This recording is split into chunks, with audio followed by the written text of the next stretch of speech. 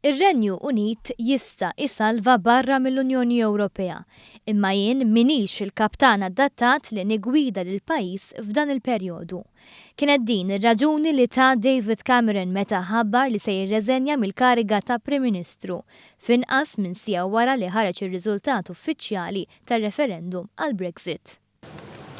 I will do everything I can as Prime Minister to steady the ship over the coming weeks and months. But I do not think it would be right for me to try to be the captain that steers our country to its next destination. This is not a decision I've taken lightly, but I do believe it's in the national interest to have a period of stability and then the new leadership required.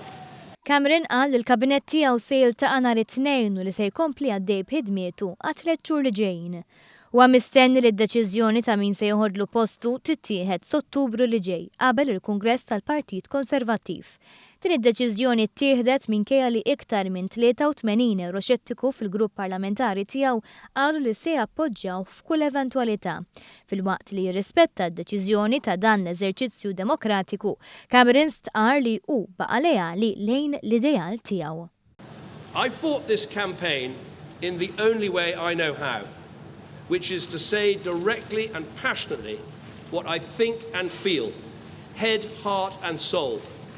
I held nothing back. I was absolutely clear about my belief that Britain is stronger, safer and better off inside the European Union.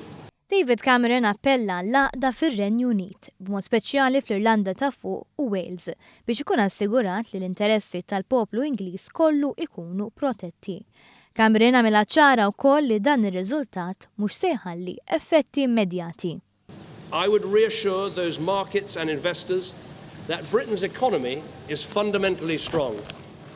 And I would also reassure Brits living in European countries and European citizens living here that there will be no immediate changes in your circumstances.